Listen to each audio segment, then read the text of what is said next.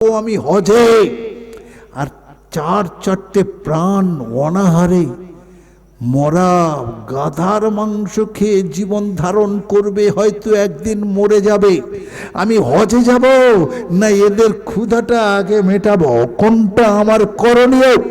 বলছেন মা আমার কথা শোনো, 3 দিন অনাহারে আছো, 2-4 মিনিট একটু অপেক্ষা করো, ওই হারাম মাল খেও না, আমি তোমাদের জন্য হালাল ব্যবস্থা করে দিচ্ছি। ঘোড়ার পিঠে চেপে বাড়িতে পৌঁছে গেলেন, আর কাল হজে যাবার জন্য যত টাকা তবিলে ছিল তবিলটা নিয়ে এসে হাজির হলেন। হাতটা বাড়িয়ে দিয়ে পাঁচিলের ভিতরে বলছেন মা এটা নাও, দোকান থেকে চাল ডাল তরি তরকারি কিনে হালাল রুজি খাও। মেয়ে মানুষটা তার 3টে বাচ্চা মিলে আলো জ্বালিয়ে তবিলটা খুলে দেখে অসংখ্য টাকা আছে, শুধু আজকেকার জন্যে নয়, 6 মাস 1 বছর আমাদের খাবার পুঁজি হয়ে গেছে। 4 জন মিলে সেজদায় চলে যায়, ফরিয়াদ করে আল্লাহর কাছে, ওগো রব্বুল আলামিন আল্লাহ, সারা বছরের খাবার ব্যবস্থা করলেন যিনি, তার নিয়তটাকে তুমি পূর্ণ করো। তুমি আমাদের মনে পেটের জ্বালা মেটালেন যিনি, তার নিয়ত পূর্ণ করো। দুনিয়াতে চলি সহি সালামতে রেখো। নিয়ত কি করেছেন জামবিদ সাহেব? নিয়ত কি ছিল বাপ? কি ছিল? হজে যাবেন, তাহলে নিয়তটা আল্লাহ, তার নিয়ত পূর্ণ করো। আল্লাহর দরবারে কারেন্টের মতো কিন্তু কবুল হয়ে গেল। পরের দিন সকালে 9 জন হাজি হাজির হলো।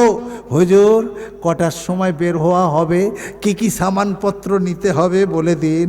হুজুর বলছেন এবছর আমার হজে যাওয়া হবে না। এদের মাথায় যেন বাজ পড়ে গেল, হুজুর ছাড়া আমরা যাব কি করে? হুজুর আপনি কি বলছেন?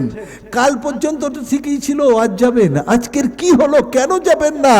বলছে এবছর যাওয়া হবে না, আল্লাহ নিয়ে গেলে পরে যাব, আমাদের কি হবে, আমরা তো নিয়ম কানুন জানি না। বলছে যেটাই করবে সেটাই আল্লাহ কবুল করবে, তোমরা চলে যাও। হতাশ হয়ে 9 জন উটের পিঠে সামানপত্র চাপিয়ে রওনা দিল মক্কার অভিমুখে।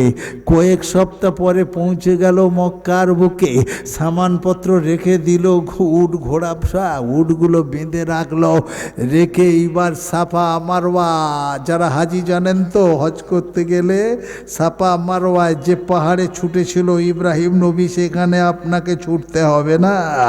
ছুটতে গিয়ে সেলিম বলে কলিম ভাই দেখো দেখো আল্লাহর ওলি যাকে আমরা বলি, আমাদের বলল যাব না, আর আমাদের আগে সাফা মারওয়ায় সাই করছে কি না। রফিক বলে বাপের বেটা আমি, হুজুর বলে মানব না, চলো কৈফিয়ত চাই, কেন মিথ্যা বলেছিল। যেমনি কাছে গেল, না এ তো জামবিদ সাহেব নয়, সে তো কোথায় চলে গেল। মনে সন্দেহ হলো, এ তো জামবিদ সাহেব নয় রে বাবা। জানেন তো শয়তানের যেখানে সেই প্রচলন আছে না, পাথর ছুটতে হয়, ওখানেও একটা লাইন পড়ে। তখন কলিম বলছে দেখ দেখ রফিক, ওই তো জামবিদ সাহেব। তখন রফিক বলছে আরে ছাড়বো নাকি, চলো যাই। 9 জন মিলে যেমনি গেল, কোথায় গুলিয়ে চলে গেল, হাজরে আসবাদে চুমো দিতে গেল। হাজর মানে পাথর, আসবাদ মানে খুব কালো। জান্নাতি পাথর দুধের মতো সাদা ছিল, কিন্তু এতে যদি কেউ চুমো দিতে পারে, তার বিগত জীবনের পাপগুলো সব শোষণ করে নেয়। এই পাপ শোষণ করতে করতে রংটা কয়লার থেকে বর্তমানে আরো বেশি কালো হয়ে আছে। এখানে বাবু বাঙালি হাজিরা হাজারে 1 জন চুমো দিতে পারে না বর্তমানকালে। 2010-এ আমি গিয়েছিলাম, সব হাজিদের দেখেছি, এদের মানে বুড়ো বয়সে যাচ্ছে, এদের সে ক্ষমতা থাকে না। 40 পার করলে আর হাজরে আসাদে চুমো দেবার ক্ষমতা থাকবে না, এত ভিড় থাকে। আমি দিয়েছিলাম, সে অনেক কাহিনী বলবো না। কিভাবে আমি দেখলাম হাজরে আসবাদে সবসময় লাইন পড়ে আছে, বিশেষ করে নাইজেরিয়ার ওই নিগ্রো কালো যারা দখল করে আছে, ওরা সে হাতির মতো সব মোটামোটারি, আর সে লম্বা 7 ফুট করে মানুষ, হাফসি যারা, তো ওদের দখলে জানো, ওদের কাছে আপনি পারবেন, আর ওরা যেখানে থাকবে 50, 60, 100 করে থাকবে। ফলে আপনি ওদের ভিড়ে চাপে ছিটকে যাবেন। একদিন দুদিন ব্যর্থ হলাম, তারপরে দেখছি ও বাবা, আচ্ছা ওদের ভিতরেই ঢুকে থাকতে হবে। এত ভিড় হয় বাবা, যদি আপনাকে আমি টাচ করি বা কিছু করি, আপনি ঘাটটা ঘুরিয়ে বলতে পারবেন না কে রে। যদি ঘাটটা এরকম ঘুরিয়েছেন আপনিও আউট, যত বড় মস্তান হোক আপনিও আউট। আমি এটা উপলব্ধি করলাম। গিয়ে ওর ভিতরে ঢুকেই এক পালোয়ান হাফসির কলারটা পিছনে ধরলাম। ও তো করতে পারছে না, যা হচ্ছে হোক, জামা ছিঁড়ে যায় যাক। আর আমি বলছি প্রাণ যায় যাক, আমি তো ছাড়বো না, চুমো দেবই দেবো। এইভাবে দেখছি ও তো আমার কিছু বলতেও পারছে না, ও যদি চুমো দেয় আমি দেবো। এইভাবেই আমি চুমো দিলাম, আবার দিলাম। বন্ধুরা বলছে তুমি কি করে দিচ্ছ? আমি বললাম এই সিস্টেম, চলো। হ্যাঁ, একজনকে ডাক্তারখানা নিয়ে যেতে হলো, একজন কিন্তু একবার চুমো দিতে সক্ষম হলো, এত ভিড় হয়। তো ওই রকম ভিড়ে দেখছে। হ্যাঁ গো, সবুর আলী বলছে ওরে তমির আলী দেখ দেখ দেখ জামবিদ সাহেব লাইনে দাঁড়িয়ে আছে কি না। বলছে আজকের একদম সামনাসামনি, অসুবিধে হবে না। যেমনি গেল এক ঠেলায় জামবিদ সাহেব কোথায় গুলিয়ে গেল। এদের মনে আরো সন্দেহ হলো, কত বড় আল্লাহর ওলি রে বাবা, যখন কাছে যাচ্ছি তখনই গুলিয়ে যাচ্ছে। এটা ওলি প্রমাণ হচ্ছে, কিছু রহস্য আছে।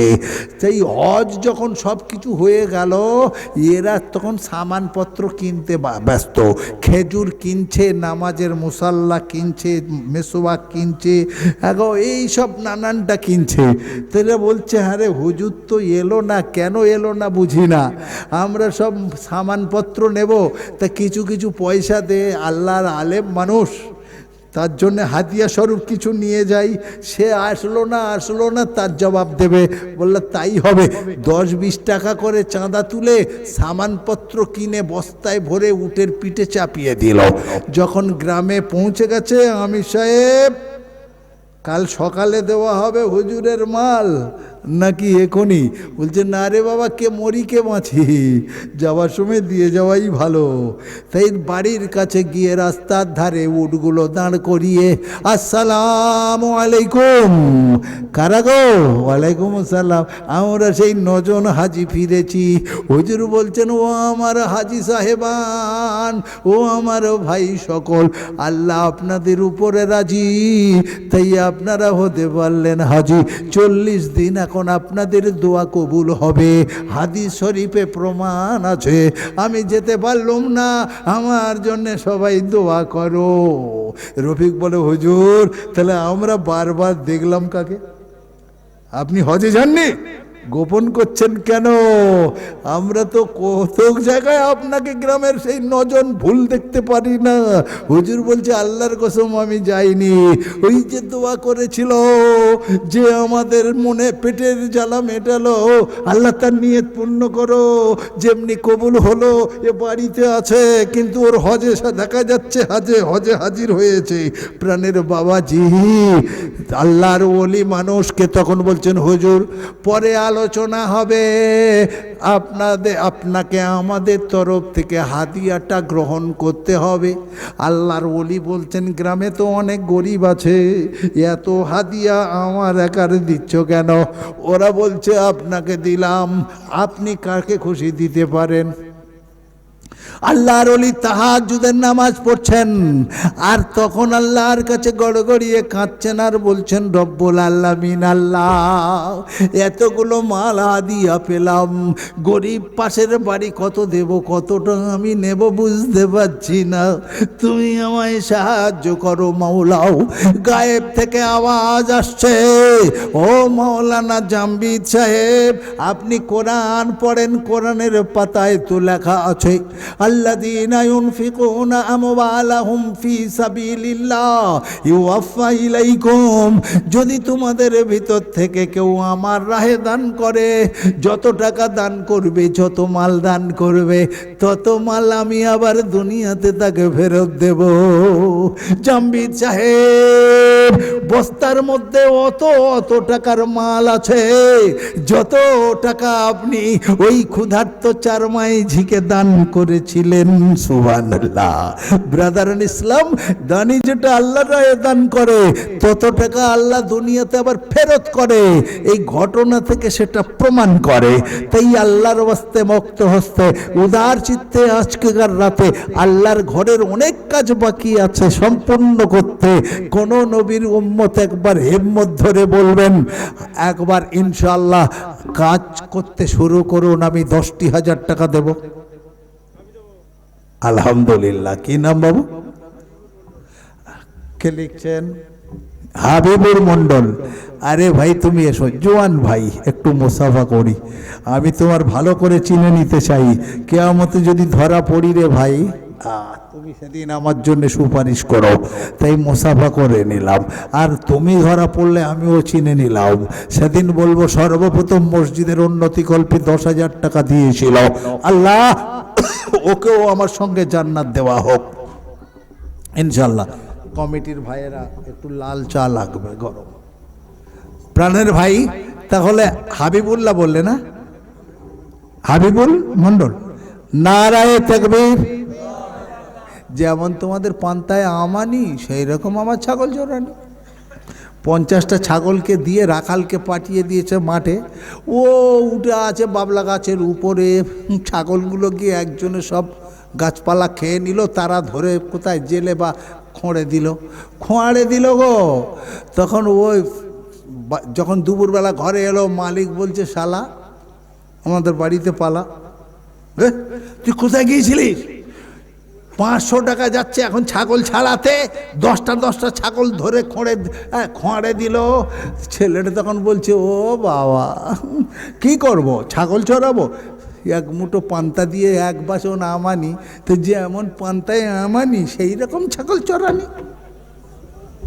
তো আমার প্রাণের ভাই, যেমন নাড়ার ঠেলা সেই রকম তো হবে দানের বেলা। যদি এই রকম নাড়া দিই তাহলে কি করে হবে ভাই? টাকা নাই, কিন্তু আল্লাহর ঘরের জন্য দিল ভরা দরদ নাই, একটু প্রকাশ করতে হবে। বলুন নারায়ে তাকবীর। হাবিবুল ভাই জিন্দাবাদ।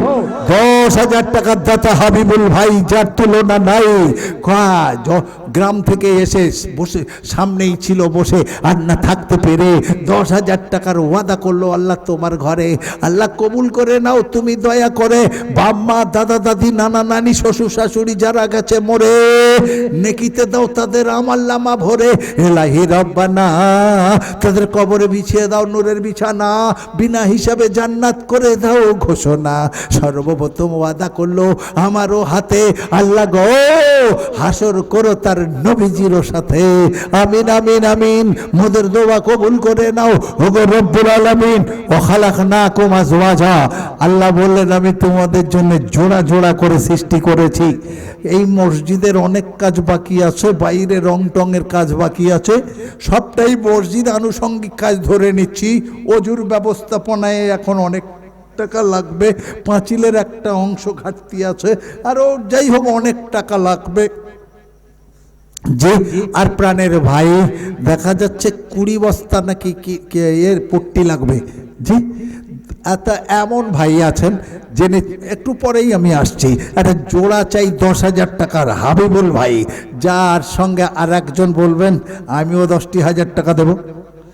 যারা এবছর যুগ দিয়ে হান্নানিয়া মাদ্রাসা আমাকে দেখেছেন কালেকশনের সময়, প্রতি বছর আমি বলি কে আছেন 5 লাখ টাকা।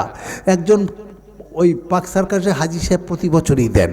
তো এবছর বললেন হুজুর 5 লাখ কেন, আমি 6,10,000 টাকা দিচ্ছি। শুরু করলাম 6,10,000, এখানে শুধু বলছি 10,000 টাকা, 6 লাখ বাদ দিয়ে দিলাম। ওটা নবীর ঘর, এটা আল্লাহর ঘর, এর প্রয়োজন কিন্তু কম, সেই জন্যে বললাম 10,000 টাকা। এই আল্লাহর বান্দা, আল্লাহর দেওয়া উপার্জন, আল্লাহর দেওয়া মাল, আল্লাহর রাহে একবার দান করে দেখুন, আল্লাহ আবার আপনাকে এত দেবে, মালদার বানিয়ে দেবে ইনশাআল্লাহ। আল্লাহর ঘর হেফাজত করবে যারা, তাদের ব্যবসাকে আল্লাহ হেফাজত করবেন ইনশাআল্লাহ। আর একজন ভাই বলুন 10,000 টাকা আপনার থেকে চাই। এতগুলো মানুষ হাত পেতে দোয়া করব আল্লাহর কাছে, একবার বলো 10,000 টাকা যার টাকা আছে। প্রাণের বাবাজিরা একবার বলবেন তবে জোশে পড়ে কেউ মিথ্যে প্রতিশ্রুতি দেবেন না। ছাগল হয়ে যদি হাতির মতো হাঁকতে চায় পোঁত ফেটে যাবে, আবার হাতি হয়ে যদি ছাগলের মতো হাঁকতে চায় বাকিটা ভিতরে থেকে যাবে, বেটা গ্যাস্ট্রিক হয়ে মরবে, তাই না বাবা? হাগো সেই জন্যে দানি যার দেবার ক্ষমতা আছে সে 10,000 টাকা দেবে। গরিব মানুষ একেবারে আইসক্রিমের বোতলের মতো, সোডার বোতলের মতো একদম ফটাস করে উঠলো। বর্ধমান জেলার লোকেরা বলছে কি দেয়া আছে রে বাবা, এত আওয়াজ হলো। একটু পরে দেখা যাচ্ছে পানি যেখানে ছিল আরও নেমে গেল। ও আজ শুনে চাচা আমার বলছে আমি 10,000 দেব। আর 4 দিন পরে যখন চাইতে গেল তখন বলছে কোথায় পাবো বলো, খেতে পাই না, আরও 2,000 দিয়ে যাও। এই রকম ভুল করবেন না। আল্লাহ যার আওকাত দিয়েছেন, দেবার ক্ষমতা দিয়েছেন, তিনি বলুন ইনশাআল্লাহ 10,000 টাকা। এই হাবিবুলের মতো একজন যুবক ভাই পাবো না? একবার বলি ইনশাআল্লাহ, দেখি। আমি খাবো গো, আমাকে দাও। জি আল্লাহর হস্তে বলুন, সামনে পিছনে যে যেখানে আছেন আল্লাহর ঘরের জন্য একবার বলুন 10,000 টাকা। কারোর মা মরে গেছেন, মরা মায়ের জীবিত সন্তান, মায়ের রুহের মাগফিরাত কামনা করে মায়ের জন্য 10,000 টাকা করবেন দান। এমন মা যিনি বেঁচে আছেন বলবেন নিজের ছেলেকে আমার দুধের ঋণ যদি শোধ করতে চাও তাহলে 10,000 টাকা আমার নামে মসজিদে দাও। দেখি কিসমত গোয়ালবাড়িয়াতে এমন কোনো ভাই বলবেন ইনশাআল্লাহ। একজন বলুন। সে কি জোড়া তো নিশ্চিত আছে, জোড়া করে আল্লাহ পাঠিয়েছেন জোড়া করে। তাহলে হাবিবুল ভাইয়ের জোড়া আছেই, এটা কোরআনের কথা। ওয়া খালাকনাকুম আজওয়াজা, আমি তোমাদের জোড়া জোড়া করে বানিয়েছি। তাহলে জোড়া একটা আছে, হয়তো একটু দেরি হচ্ছে, জোড়া পাবো এটা আমি নিশ্চিত ইনশাআল্লাহ। একবার হিম্মত ধরি, বাপ বেটা আলোচনা করি, স্বামী স্ত্রী পরামর্শ করি, আর তারপরেই বলি ইনশাআল্লাহ 10,000 টাকা। জি 10,000 টাকা আর একজনের কাছ থেকে এত দেরি হচ্ছে। আর কোনো মালদার নাই? মালদার আছে হয়তো, দিলদার নাই, তাই তো? মালদার আছে, দিলদার নাই, দেবার মতো মানসিকতা নাই। এখন সেই একটা ওয়াজ সবসময় প্রায় জায়গায় বলে থাকি। জি হ্যাঁ, গরুর গাড়ি টানছে গরমের সময়, তখন পিচের রাস্তায় খুব পিচ থাকতো। আমরা ছোটোবেলায় তুলে তুলে সব গুলি ফুলি করতাম, যারা বয়স্ক লোক তারা জানেন। গরুর গাড়ি তখন তো এত ভ্যান রিক্সা এটা ওটা থাকেনি। গরু যখন টানছে, লোড দেওয়া আছে, পিচে আটকে যাচ্ছে, গাড়োয়ান শুধু ছড়ি চালিয়ে যাচ্ছে, টানতে বাধ্য হচ্ছে। সেই সময় রোদে যেতে পারছে না, কুকুর ওর তলায় ঢুকে গেছে। খানিকক্ষণ পরে দেখছে ওর তো ছায়ার করে আছে গাড়ি, আগে খড় ভর্তি, ওর তলায় তো ছায়া। ও তখন মনে করছে সালা আমি ছোট হতে পারি, কত বাহাদুর শক্তিশালী গাড়ি আমি টানছি না। টানছে কে? গরু। আর ও ভিতরে আরামে আছে না, ও ভুলে গেল আরামে আছে। এর রোগ শোক তো নাই, এর 4-5টা বেটা রোজগার করছে। ও এখন মনে করছে আমি সব আমিই করছি না। একটু পরে দেখবে ওই আত্মহারা হয়ে গেল, হয়ে গিয়ে যেতে যেতে এখন পাটা কখন ঠিক ওই গাড়ির চাকা সোজা গেছে আর গাড়ির চাকাটা ওর উপরে উঠে গেল, তখন কাঁ কাঁ কাঁ কাঁ করছে। গরু কিন্তু থামেনি, সে তো থামলেই ছড়ি পাবে। খানিক পরে দেখছে আজকে শুধু অসুবিধেই হচ্ছে, কেন গো পড়ে যাচ্ছে হাত থেকে। তো যাক ভাই, সেই সময় দেখছে গরু দেখছে আমার তো টানতেই হবে, আর ও তখন অনেকটা পিছিয়ে গেছে। তখন বলছে হায় রে, গাড়ি তো আমি টানিনি, আমি যদি গাড়ি টানতাম তাহলে গাড়ি তো আমার সঙ্গে থাকতো। গাড়ি নিশ্চিত অন্য কেউ টানছে, তাই গাড়ি এগিয়ে যাচ্ছে। পা ভেঙে যখন জলিল ভাই বসে থাকবে, পা ভেঙে যখন উপরে পাটা টাঙিয়ে দিয়ে 1.5 মাস নীলরতন সরকার হসপিটালে ভর্তি থাকবে, তখন ইয়ে ভাববে সংসার আমি চালাইনি রে, সংসার চালাচ্ছে আল্লাহ, আমি তো হাসপাতালে আছি ঠ্যাং তুলে, তাহলে বিবি বাচ্চারা খাচ্ছে কি করে? তখন ভুল ভাঙবে। ভাই, প্রাণের ভাই, আল্লাহর দেওয়া মাল, আল্লাহর দেওয়া সব কিছু, আল্লাহর ঘরের জন্য 10,000 টাকা, এত বলতে হবে কেন কিছু? বলুন, এগেন করে বলুন।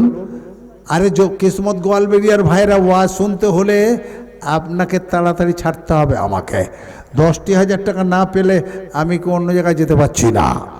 সে একটা আপনি যদি একটা ভালো মনের মানুষ হন তাহলে ভিডিওতে একটি লাইক অ্যান্ড চ্যানেলটিকে সাবস্ক্রাইব করুন। আর হ্যাঁ বন্ধুরা, আমি এটা বলি যে সাবস্ক্রাইব করতে কোনো টাকা লাগে না, তাই কিপটামো না করে একটা লাইক এবং একটা সাবস্ক্রাইব করে দাও।